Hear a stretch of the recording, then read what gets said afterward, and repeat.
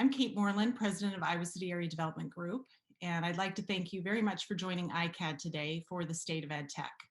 We're honored to have a great panel of experts this morning to share their perspectives on this growing industry. Our event today is presented by ICAD and the Iowa EdTech Collaborative Group.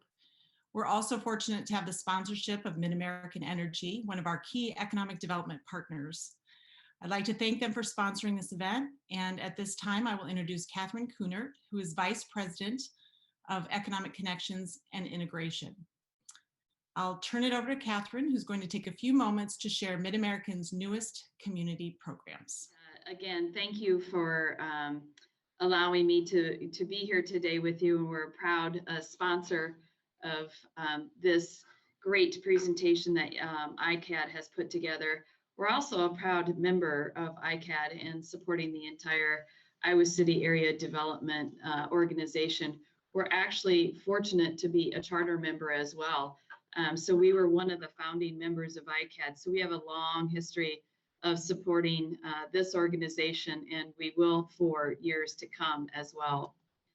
So I just wanted to give the big picture about Mid-American Energy and our vision, and this never changes and it never will. And everything we do around our 6 core principles, which are listed here as well, is to be the best energy company and serving our customers while delivering sustainable energy solutions. And our culture is that we all have a personal responsibility to our customers, and that is known as customer first. And we put that at work all day, every day, to make sure that we are your partner. We're more than just your pipes and wires company. We're more than just your utility. We're truly your partner. And one of the things that we partner very strong on is with our commitment to the environment.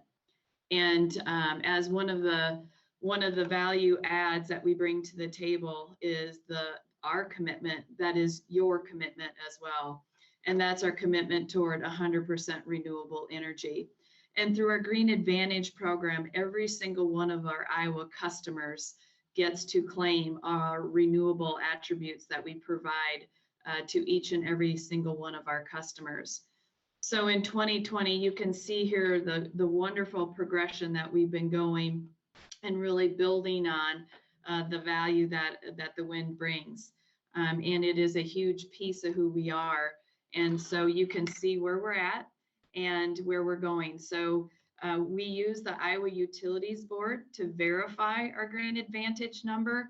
And so we will have that number come out in April when we file our fuel disclosure report. So this year we are predicting that around 83% of the energy that you use on an annual basis was supplied through renewable energies. And that helps everyone with their sustainability goals, and everybody gets to benefit from being in our service territory at no additional net cost.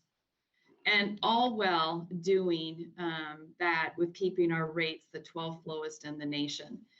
And so that truly is the economic advantage, the competitive advantage that we want to bring to economic development partners such as ICAD that are in our service territory, because we do know that one of the biggest decision makers is the cost of utilities, the reliability of the utilities, the affordability.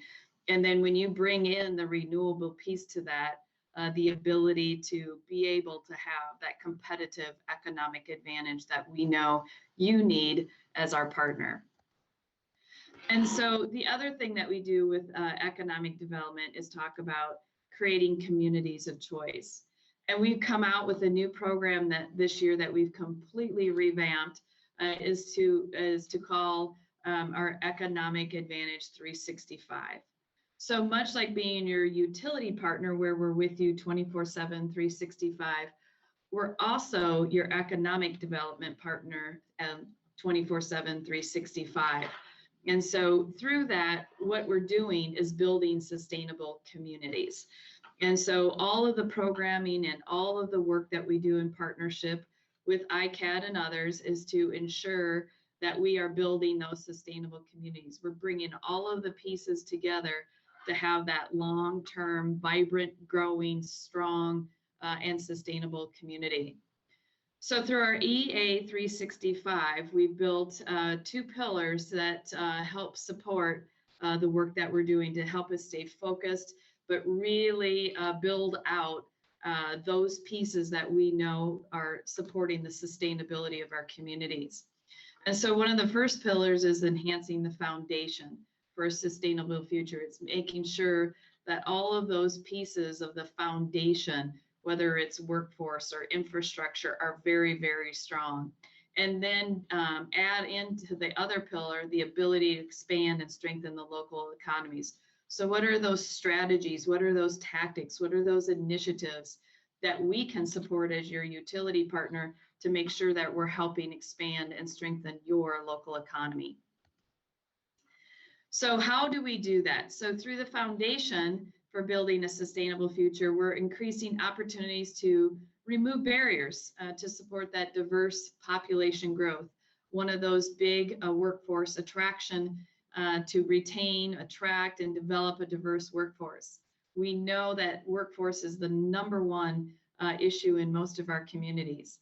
And then creating that sustainable entrepreneurial ecosystem that is so important to the value of all of our communities, because when those entrepreneurs are strong and innovative, they too have the ability to grow into that next large company, build those jobs, create that workforce, support the service industries, et cetera. And you can see then we also will help support various initiatives like housing, because our workforce needs good, strong housing and all the different elements to support a strong workforce.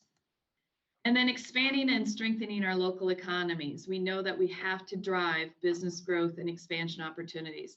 We have a huge business retention and attraction program that we work with ICAD on, and the Iowa Economic Development Authority with Debbie's leadership. All of these are in partnership, and none of us can stand alone and be able to be successful. So we must come together as a community. We have to support that innovative technology and manufacturing and targeted industries. Some of that you'll get into today, but Debbie's very strong with her manufacturing 4.0, and we're going to double down on that because we know that's the bread and butter of our state. And obviously, think about site readiness. Develop those sites so when the industries are ready to come, you're ready to have them there. And create those communities of choice through placemaking. It's so important to have a community and a space and a region and a state that people know that they can be safe, they can be healthy, and it's welcoming. And there's a lot of things to do to make sure that they can grow in their space as well as in their profession. And so we like to say, obviously, that we're much more than just a utility partner. We are creating those community choice through our economic development program. We also bring energy efficiency to the table, which is a great way to help our customers save money, be able to do things to help them support well into the future, a good, sustainable business. We also are very much into electric vehicles and fleet electrification. In fact, we're working with the city right now to support the electric buses that you're bringing into your community and into your schools. So we'll be partnering with the city and the schools right there in Iowa City. And obviously investing in our corporate citizenship program, our CARES program, reinvesting back into our community. It's part of who we are. We like to say our tagline is obsessively, relentlessly at your service is more than just a tagline. It's in our DNA. And all of the programs and all of the work that we do through our employees engagement, through our extra tools and resources that we bring to you, really hone in on the fact that we truly are more than just your utility partner. And so again, thank you for being our customer. Thank you for being our partner. And we're so excited to continue to help you build your sustainable future through all of the things that Mid-American brings to you through our partnership. The EdTech industry has been an important area of focus for Iowa City Area Development Group for the past year and a half. And I'd like to give a shout out to Liz Hubing and Tom Banta on our team who've put in countless hours to move this initiative forward. Our partnership with numerous organizations, this collaboration sees a potential for long-term impact as a result of investing in EdTech and facilitating its growth. The Iowa EdTech Collaborative is a network of internationally known education companies, successful EdTech startups, academic and education stakeholders, and economic development leaders who are working collectively to grow human-centered lifelong learning in the state of Iowa. Over the last 11 months, the global EdTech industry has exploded with the increase in online learning. The market for digital learning solutions is projected now to grow to $1 trillion by 2027. We recognize the opportunities are great, and we'd like to ensure Iowa is able to be a leader in this growing industry. I want to provide just some brief comments about the history of this initiative. In 2018, in partnership with the state of Iowa, Techonomy was hired to complete research regarding EdTech as a potential growth cluster in Iowa. The Techonomy report was completed in 2019, and it found that the market opportunity for EdTech platforms in Iowa was significant given our assets. In October of 2019, the Iowa EdTech Initiative was launched with the governor at the Education, Technology, and Computational Psychometrics Symposium at ACT. Over the course of the last year, despite the pandemic, the collaborative began building the brand, conducted an educator survey, hosted work group meetings, launched the EdTech Accelerator with 4 new EdTech companies, and hosted a virtual education webinar. We're looking forward to the future to increase resources for this initiative, launch a second accelerator, and work with our educators to pilot new EdTech solutions. At this time, I'd like to introduce our moderator and panel. Dan Clay is the Dean of the University of Iowa College of Education and will be moderating this morning. Ada Wu is a Chief of Staff and Senior Director of the Assessment Sciences Unit at Ascend Learning. Debbie Durham is the Executive Director of the Iowa Economic Development Authority. Adam Cuny is co-founder of Higher Learning Technologies, and Michael Enyon Lynch is the co-founder of Pear Deck. Thank you to all of us for joining us this morning to provide insight on this important industry. Before I turn it over to Dan Clay, attendees, please feel free to put questions in the Q&A section, and we'll work to answer as many as we can toward the end of the hour. Dean Clay, at this time, I will turn it over to you. Thank you, Kate, and good morning, everybody, and welcome. It's a real pleasure to be here to talk with you this morning with such a distinguished panel of educational technology and economic development experts. This last 11 months has been really quite something. In many ways, it's the greatest experiment in education that our world has ever seen. And it happened, of course, at the drop of a hat. What's interesting is that it has revealed some weaknesses in our system, but also, I think, revealed some opportunities for technology to play an even greater role in facilitating learning. So I'm looking forward to our discussion this morning. So I'll go ahead and kick it off with a question first. Michael, I'll direct this one to you. What have we learned about our educational system through this last 11 months in terms of issues that were maybe already there that this revealed and other things we may have learned? Yeah, it's a good question. I mean, I think something that has been laid bare this year is systemic inequalities in our education systems.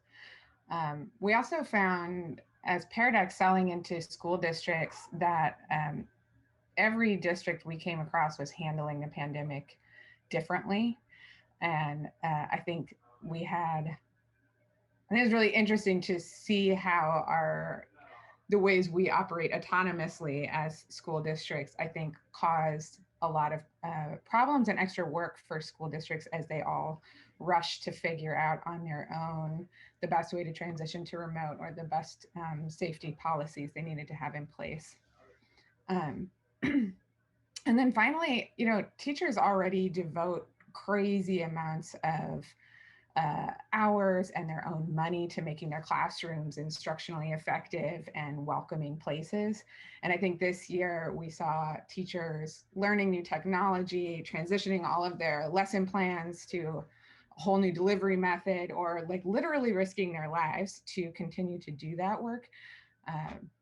and I hope that coming out of this year, we really start to recognize the dedication and the what a linchpin our teachers are to the success of our whole community.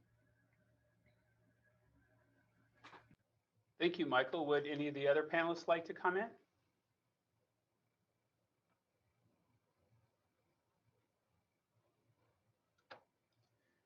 I can just expand on what you said, Michael. I think one of the benefits, frankly, of this is our general public has come to understand the importance of public education in a whole new way. Of course, those of us that work in education know how important our public schools are.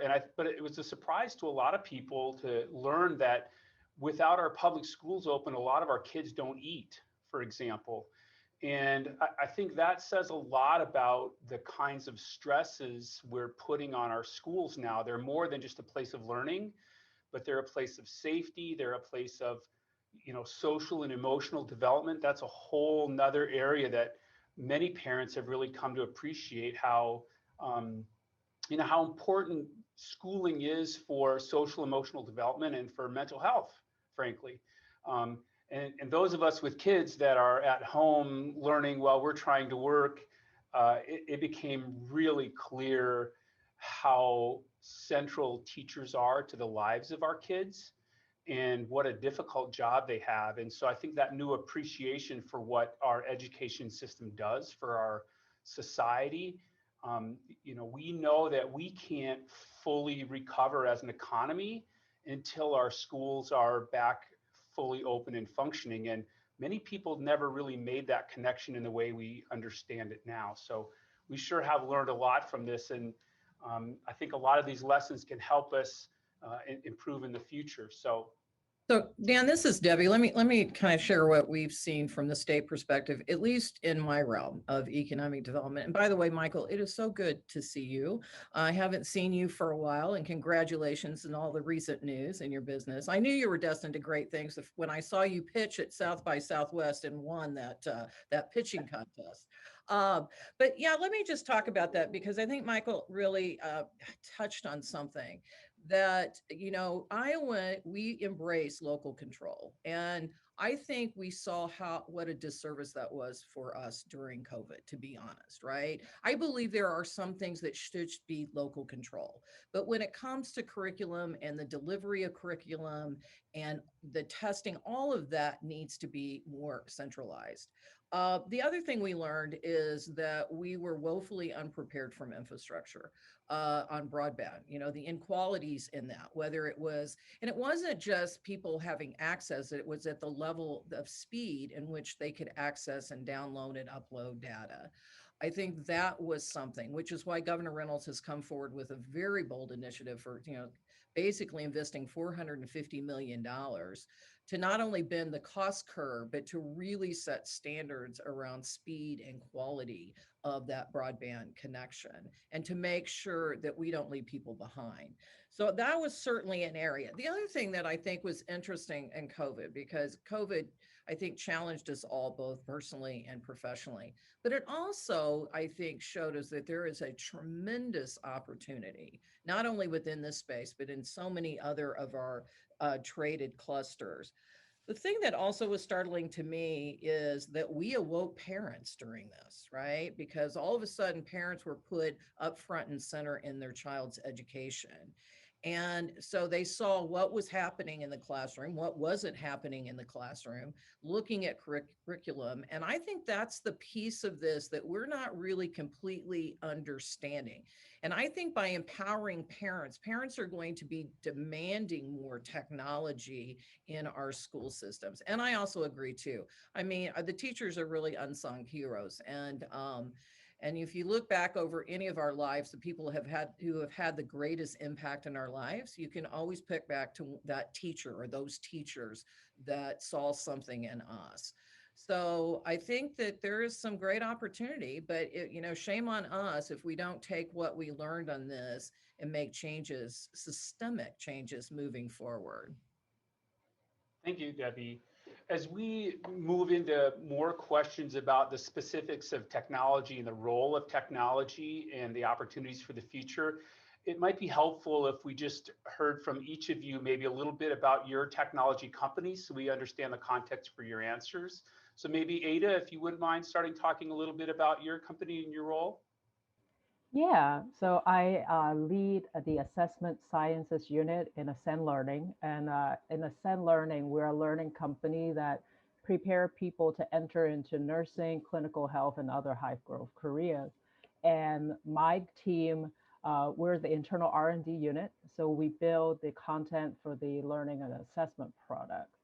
And I think it's also interesting, what Debbie was saying with the equity concern and a broadband issue is that we're seeing that in the professional learning space as well, that we have a lot of our stakeholders are working parents trying to go back to school and be a nurse and start a new career. And in that space, we're also seeing that equity concerns and access of internet and time and education for their children impacting the parents. So, I think it's on all sectors. Mm-hmm. Thank you, Ada. Michael? Yeah, my company is Pear Deck, and I co-founded that along with 3 others in 2014. At Pear Deck, we believe that student success starts with great teaching, to Debbie's point about teachers being unsung heroes. And to that end, we focus on helping teachers deliver powerful learning moments to every student every day, making sure that really every student feels welcomed and meaningfully engaged in their classroom experience, and that every teacher becomes that teacher you remember when you grow up. Thank you. Adam? Yeah, I co-founded Higher Learning Technologies. We were started about 2012 is when we kicked off. But we specialize in higher learning, obviously in the health sciences space specifically, but just professionals in general. So doctors, nurses, dentists, and then anybody who needs some sort of formal training as well. Think of MBAs, real estate. Yeah, and our goal is to improve outcomes through lifelong learning. Now, in the health science sector, this is a very interesting time because I think you all know that if you want to be a nurse or a doctor or a dentist, those clinical hours are so critical. As much as we want to help them, our products help them prepare for their exams and prepare for the lifelong learning piece. But I think a big kink that we saw thrown in the system was that, in order to become a nurse, you do need to get in and get those clinic hours. And COVID made that nearly impossible for these nurses. So outside of just, getting access and everyone to broadband and those things like Debbie said that are so important, it's also thinking forward of for us, how can we better prepare these nurses, these doctors, these dentists who are going to be taking care of all of us. And really our company was founded off the idea of this is a space that needs innovation, needs some new ideas and some new technologies. And we're excited to be at the forefront of that. Thank you, Adam. Each of you have mentioned something already about equity issues that have been revealed through this. And let's just dig a little bit deeper into that if we can, and then we'll shift a little bit and talk about where there are opportunities for technology to help us address some of those critical equity issues. So we talked about access, like broadband, that our students in various places around the state. Some homes don't have high-speed internet at all. Rural areas don't have access to. So we talked a bit about that. There's also an issue of students with disabilities being disproportionately disadvantaged by the sudden turn to online learning. Let's talk a little bit about what are some of the a little bit more detail about where do you see this move to online learning reveal fundamental issues with our education system? And then once we dig into that a little bit, let's talk about where we see opportunities for technology to make a difference there. So who would like to go first?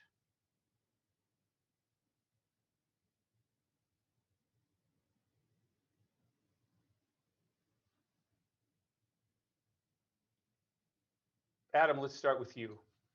Okay, I was gonna say I can jump in, Dan. I think one of the biggest things we're seeing is I guess the demand for mobile. We've always specialized in using mobile devices for education. That was kind of our calling card, if you will. We really honed in on mobile, where a lot of companies thought these apps are, phones are for games and they're for kids to mess around on. That's honestly what we were told when we were originally pitching for investment. But when you go and talk to the users, mobile was their preferred device to use to study. And I think that's honestly as many downsides as we've recently seen with kids getting addicted to phones and things. There are some upsides, because I think that mobile or smartphones are going to be a great equalizer. Because again, not all students have access to broadband. That can cause some big problems. But what we found time and time again, even my co-founder traveling all across the world to some of the poorest parts of Africa, everyone has a smartphone. It's just crazy the amount of the population that has a smartphone.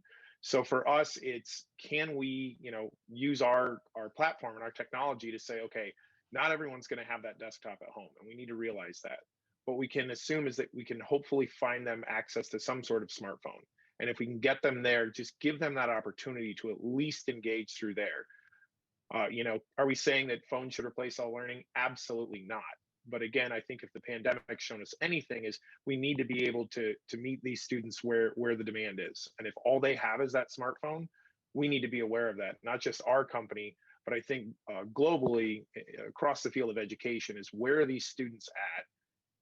And I think using technology and finding innovative and less expensive ways to provide educational content to these students, regardless of their economic status or if they're in a place for broadband, is going to be critical. So I think now is the time, really, in my mind, that everybody needs to kind of go back to the drawing board.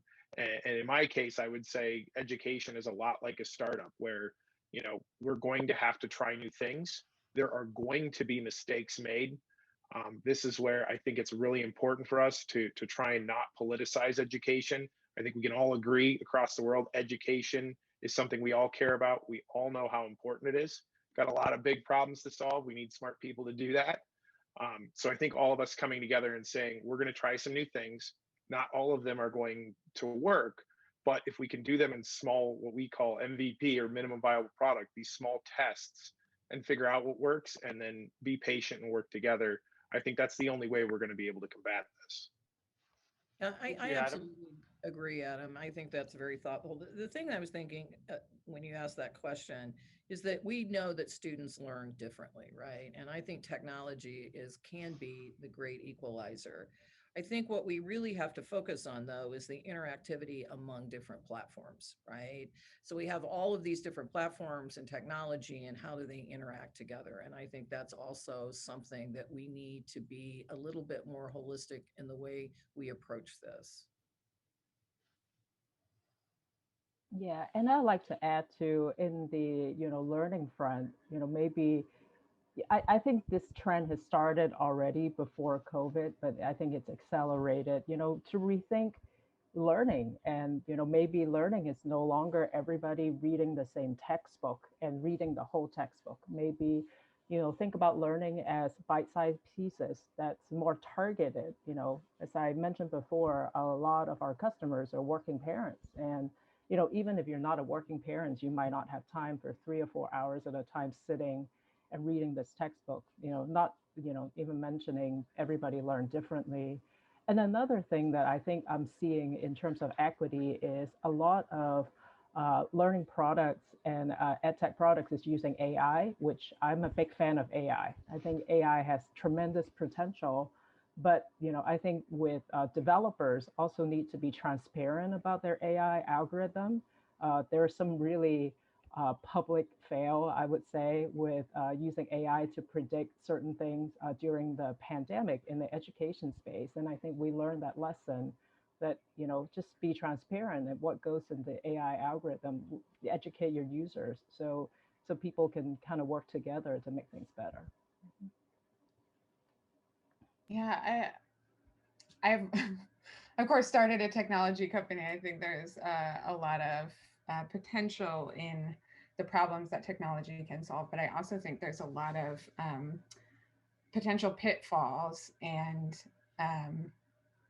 like technology can be an equalizer, but I also think it can sort of sneakily embed inequalities if we're not careful, right? Like there are biases, unintentional as they may be, that are getting coded into programs and actually furthering certain racial biases, for example. If I know there's a book out there, if any of you are interested to learn more about that, I think it's called The Coded Gaze. And I also think, Adam, to your point that we need to make sure education is not politicized. I think education is like inherently sort of political to some degree, because I mean, it's run by our government. The choice of what we teach or what we don't teach is a political choice. You know, history is taught differently in different states, and that's a political choice, and it has really big impacts. So I agree, there's so much opportunity in technology. There's so much opportunity in what we could rethink right now. But I think we also can't pretend that it's not political. I think we have to figure out how to bring our different opinions together and work together towards a common goal. So I'm really excited about some of the things Catherine was talking about at the beginning, that idea of like, how do we think holistically about the communities that we're building, and where does education and technology fit into that like sustainable community of the future? So one of the things we heard earlier, and I saw lots of nodding and agreement, was just the heroic effort of our teachers. And you know, we know from our research that the social aspect of learning is a really important part of learning. And one fear many people have about increased technology is that somehow it's going to replace the role of a teacher. Can you each talk a little bit about how you see the human interaction and the technology piece of this working together?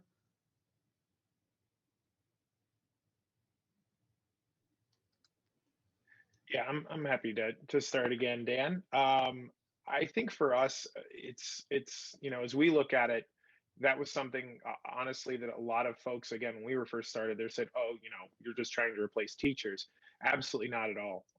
Technology, I think one of the biggest things you can use from it, if correctly, that's a big if, is the data behind it, is helping these teachers. We know classroom sizes are getting bigger, more stress is being put on these teachers. Can we use the data and the technology to help these teachers? So from our end, it's, you know, we work with colleges all across the country for identifying students that might be falling a bit behind, where you're thinking about, you know, hey, this student's really struggling here.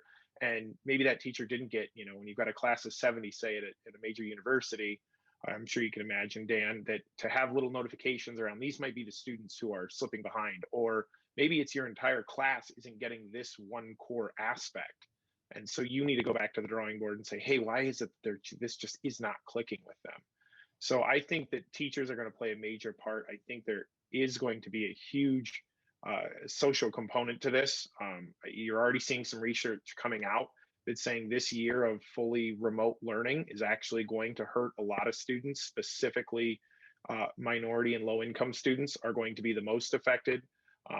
Because you know they just, like you said, Dan, school is their everything. It's where they go for food, it's where they go for shelter. So I think there is, again, this idea of needing to work together, that there's no easy answer, that we all need to come together, have some tough conversations, and just say, you know, we have to look at this on both sides. How can we best do this safely? But also, again, you have to think about those students who school really is their everything. You know, again, their meal, their shelter, their one time a day that they get to feel safe. So trying to balance those. Yeah, and I think, like, you know, echoing what Adam just said, I think it's, as EdTech developers, you know, we learn a big lesson is that we can't do our product development without teachers. I mean, teachers are kind of, you know, they're in the center of it all. And our role is to enable teachers to do more and take some of the more mundane work or work that, you know, the machine can do, and take them off their hands and give them actionable data. So I think one of the big lessons that, you know, as an industry that we've learned is we need to have teachers at the table when we start a new product or when we build a new curriculum.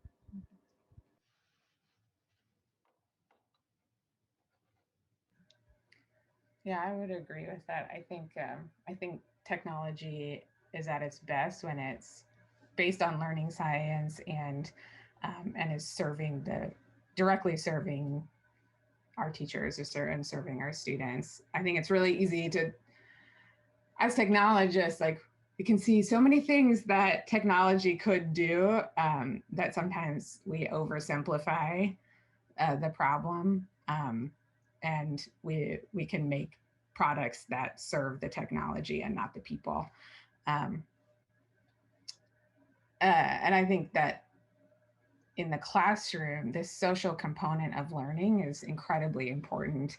We've talked about social emotional learning and how much has been lost this year with students not being face-to-face. And I think we love this idea that we could provide a personalized learning experience for students, that we could get each student like deliver to them something that is interesting to them, or like directly is leveled to the level of learning that they're at this moment. And there's a lot of exciting opportunity in that, but I think it also, if we go too far down the path of students learning in their own bubble, we get away from the importance of students learning with others who might be at a different level than they are. We get away from students learning that there are different opinions and different approaches to solving a problem. And those are really valuable social components of learning that, again, I think we don't want to follow technology too far down the rabbit hole. But I think it's even broader beyond just the education. I think if this last year has taught us that we all need that human connection, right? And, I think there were a lot of decisions made when we first started doing COVID, everybody working from home and productivity was through the roof. And we thought, wow, this is great. We can get rid of all this real estate. We don't need to do that anymore. And now we're all like, whoa, time out, right? Let's don't go too far. Everything in balance. I think we've learned that, yes, we can do more remotely and we need to be more flexible as employers, but we need human connectivity. And, you miss that creativeness. You miss being able to read someone's body language to know what they're not saying. And so, no, I don't think education will ever get to a place that it can, serve us well without that teacher. And I would say the same thing in other areas. And so the sooner we can start opening up our economy and getting people back, it's taken too hard of a toll on people emotionally, mentally, and that's across sectors. So let's just shift gears now and start looking toward the future. And Debbie, I'll start with you. You did mention a little bit about recognizing the weakness of our infrastructure and a commitment to make an investment to improving that. Can you talk a little bit more about where are other areas you think that we could make a significant investment into our infrastructure, our technology, our schools and learning systems? Yeah. So actually, because I have always approached growth very holistic. It's not just about creating a business climate in which our businesses can prosper. It's about building communities we want to live in. And at the heart of everything we do, it's about people. We're very people-centric in our philosophies. And so what COVID has taught us is that there are some fundamental infrastructure needs that have to be addressed, which is a role of government, right? Not to compete with the private sector, but to certainly provide access to the private sector and to figure out where we have to do subsidies to make sure that broadband doesn't create greater inequities. So that is certainly an area that we are focusing on. The thing that's so exciting to me about EdTech, and I will take a little bit of exception with Kate, because actually it started back in 2017, and it started back in a conversation that Mark Nolte and I actually had with the CEO of ACT when I understood what was happening in this space.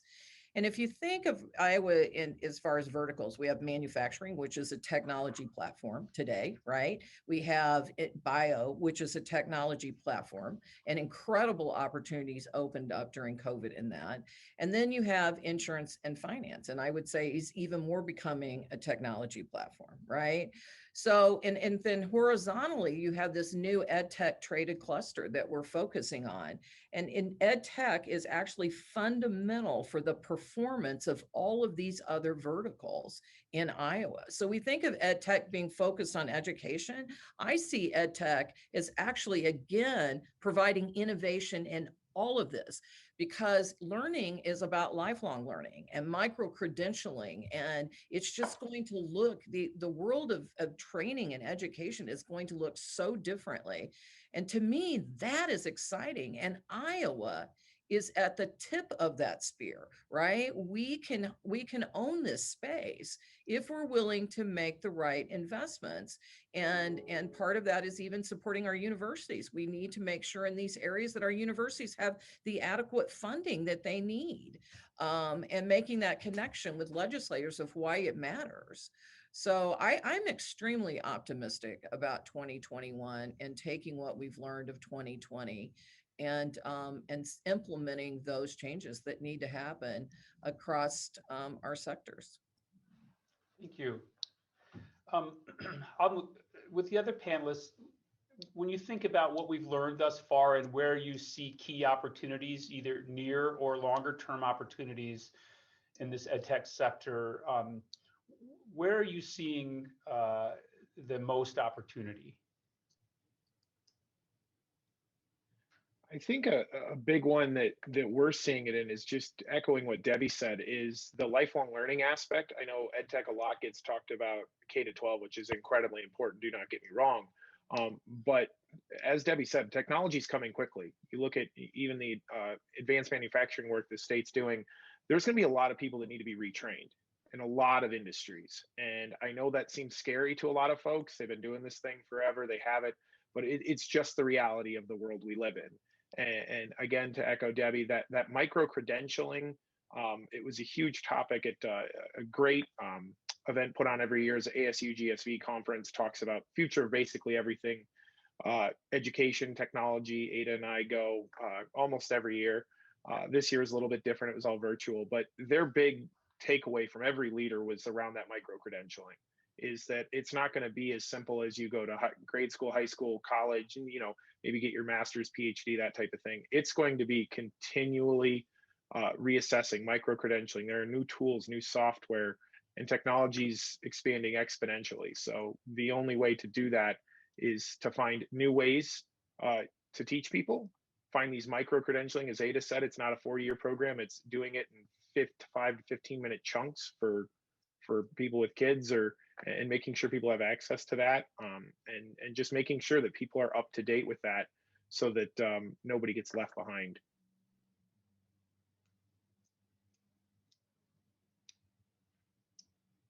Ada, where do you see evolving opportunities in this space? I think the world of assessment is going to change a lot. I mean, we're already seeing a lot of movement in the education, I mean, K-12 and higher ed sector, of some stakeholders moving away from standardized assessment, admission testing, and a part of it is difficulty of access in the pandemic, but a part of it, I think the movement already started.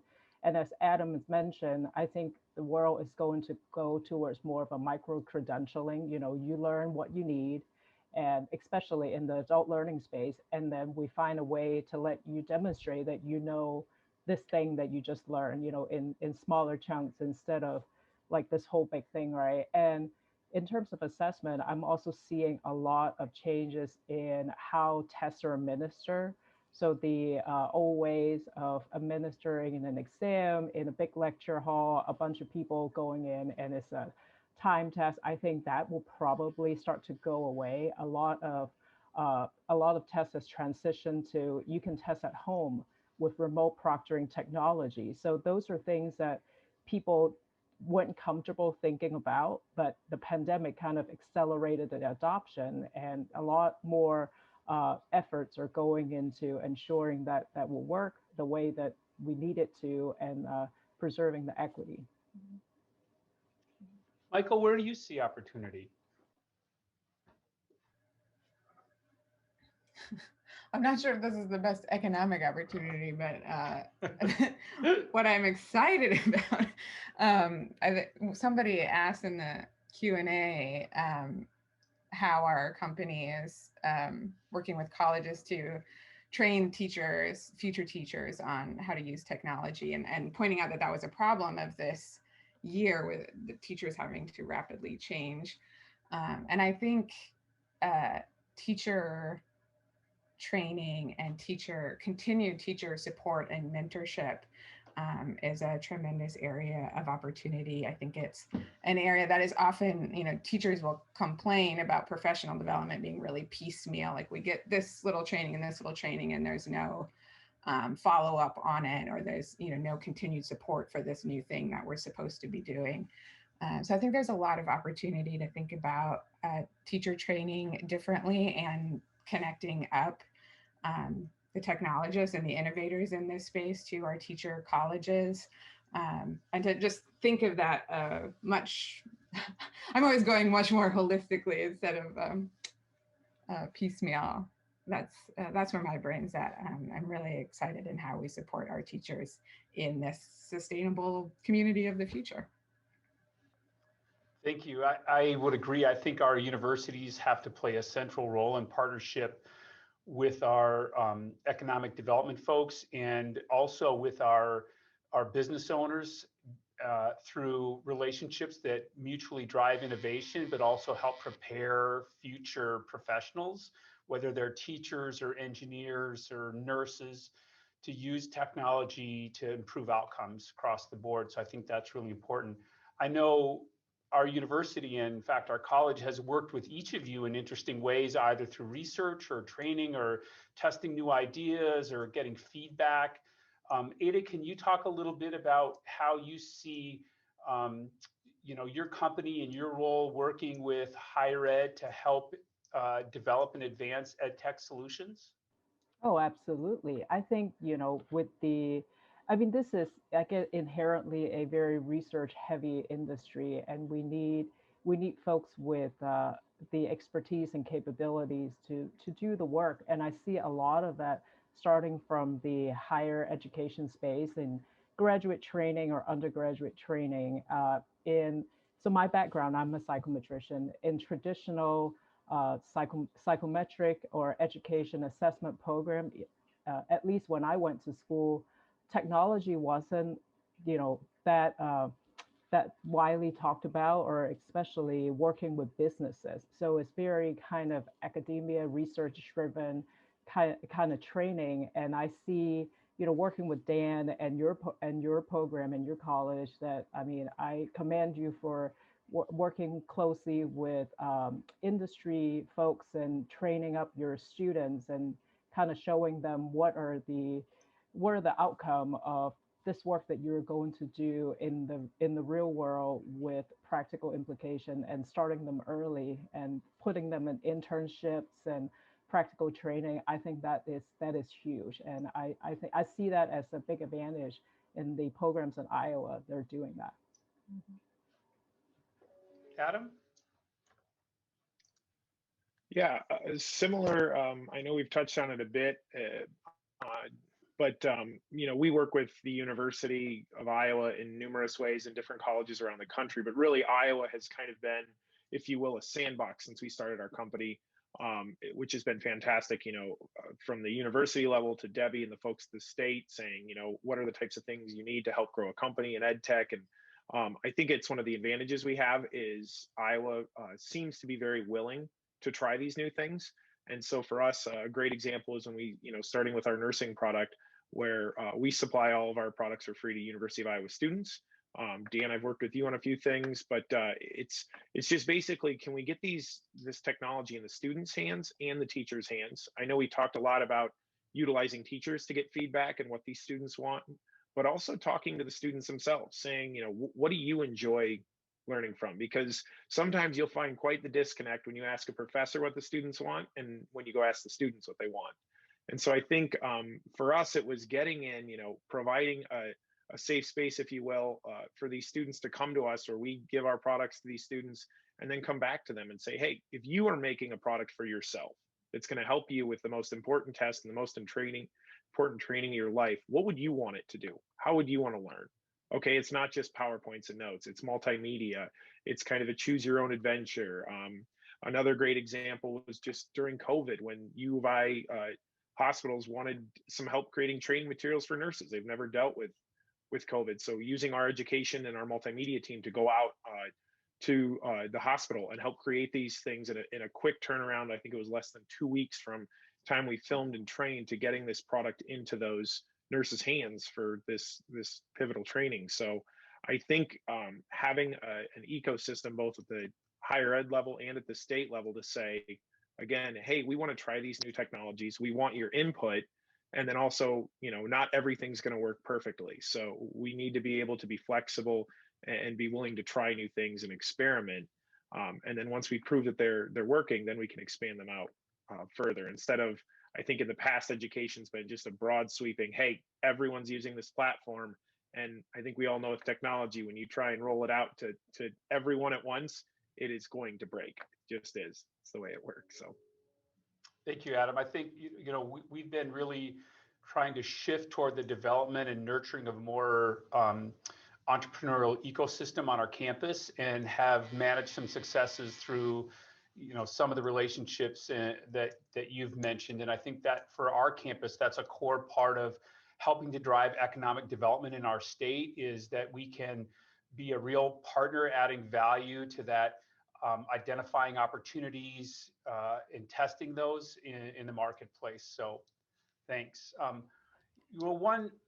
We've got lots of questions coming in here, which is great, and I know we'll run short of time. One difficulty in EdTech is there are 3 different user bases: students, teachers, and parents.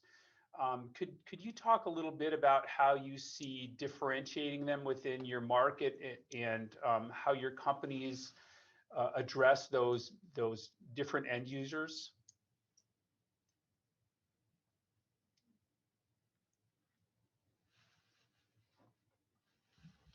I would add a fourth of the administrator. This is something we've talked a lot about at Paradec, and ultimately we work with the teachers, and where we've decided that the teacher is the place where we most want to enable, or that we feel we can most enable an improvement. But of course, that connects. We also need to make sure that the technology is usable and interesting for the students. When the teacher is using Paradec in class, it needs to be something that the students can use, that they enjoy using, et cetera. And then we also want to connect that back up to the administrator and say, what value does this provide to the district as a whole, for teachers to be using this in the classroom? And then beyond that, what value does it provide to the community? Why should the community care that this technology is being used in the classroom? I think there's a lot of, I think there will always be, different use cases, different things that each of those user bases need. But I think more and more, if we can find the common value and directly tie what we're doing with students or teachers up to that larger community goal. And back to the previous question, work with you all to prove the efficacy of that, to say that this actually is providing a value. I think it's win-win-win-win. Yeah, and I would like to add to what Michael just said as well. I think earlier she made a comment that as technologists, sometimes we fall into this rabbit hole to develop things that, we know that technology can do so much, and we fall into this trap that we make something that serves the technology and not the people. And I think with as EdTech providers, we need to be more mindful of efficacy research, instead of just saying, yeah, I know this thing is good anecdotally. We need to prove that this thing is good. In the professional learning space, if you buy our learning product and take this exam and take this quiz, are you going to be a better nurse? Are you going to be able to do more? Is there a benefit to the community and to the employer? I think all of that efficacy research needs to be done and provided to the stakeholders, so people can make an informed decision, instead of just saying, oh, this product has cool videos and AR, VR, let's buy that. I think, we need to kind of move away from that. Yeah. Thank you. Yeah, Adam, I was if gonna I say, could just couldn't- cut you off for a second, Go Adam, ahead. we just got a couple minutes left. I want to ask one more question, and maybe Adam, we'll start with you. Is where do you see policy holding us back, or where would you like to see changes in state or federal policies that would help advance ed tech and economic development in our state? I think it really stems back to that ability to test things. And so being able to work with communities and higher ed institutions and things and come out and say, hey, we want to try this new thing.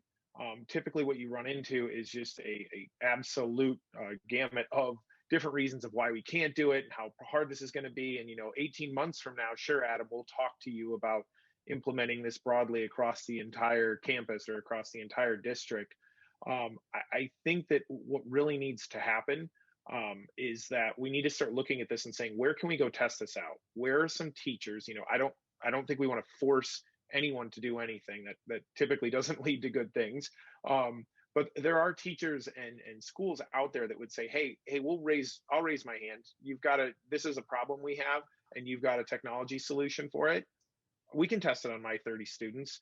Go in, rapidly go in, test, get it in students' hands, get that feedback, and then, going to folks, like Debbie and others at the state level and saying, hey, look, we did these in these 5 schools. We're seeing some really promising results. Can we roll this out further? Are we addressing those issues? But I think the main thing is honestly, in my mind, education really needs to have policies and things around treating it much like a startup. We're in a new time. We need change and we need it quickly. COVID has made that happen. So how do we start doing this in a faster way? And how do we make sure that our policies, laws, and everything around it allow for innovation instead of, I think education is known for being very archaic. And Yeah. I mean, books and paper were invented how long ago, Dan? And that's still one of the primary learning tools. So I think we just need to make sure that we're flexible. And again, we're okay with not everything working perfectly. Debbie, did you want to make a comment? Well, actually, I just want to really tag on to what Adam says. He and I have had this conversation for a long time. I mean, I want to go back to the example that you used about the university, Adam, when you talked about the university coming to you to solve a problem, right? Universities have a much more open ecosystem. Let's just be honest. The K through 12 program is very closed ecosystem, even for those of us that are supposed to be in the system to even penetrate it. And that has got to change. They need to be, this ed tech sector can be solving problems, and there needs to be more collaboration. And so that, I think, is really for us to really see this space propel forth in Iowa. That has got to be solved this year. And I don't think we need every district, but we need some districts that are going to open up and say, yeah, exactly what Adam's saying. We're willing to be able to test some of this. Maybe, what we should look at is more rural areas. I was in West Liberty the other day, and, they're very intrigued by this, that West Liberty is still within your corridor. Maybe it's easier to get into a more rural school and say, that's the school that we're going to, that's willing to do this. I know, Michael, you went through the AEA, and, maybe that's what we need to be doing. We have to figure out another thing. We have to open up the education ecosystem. Thank you, Debbie. I know we're out of time, and before I turn it back over to Kate, thanks to all of you for this engaging conversation. I apologize to those of you who submitted questions we just didn't have time to get to. I had a question of my own I'm going to leave with you, and that is, we know that this pandemic has taken an enormous toll on mental health in our children, in our schools, and affected their social emotional learning. So the question I'll leave with you to take home is what can you do in the ed tech sector to help us with this problem in our state and in our country, and that is dealing with the mental health issues and social emotional learning in the schools. So that's my question I'll leave you with. Thanks to all of you, and I'll turn it back over to you, Kate. Thank you, Dan, and thanks to all of you on the panel. And Debbie, thanks for the shout out to my predecessor. and the acknowledgement that sometimes the best things start with a conversation. And I think that that meeting really was the impetus for moving this forward and looking back. So obviously your insights and efforts to support this industry, all of you are invaluable, and we're really grateful for your partnership. If you'd like more information about this initiative, you can go to edtechiowa.com and learn more about how to get involved. We also would encourage you to follow this initiative on Facebook, Twitter, and LinkedIn at EdTech Iowa. We'll continue as an economic development organization to partner and collaborate and look to the future.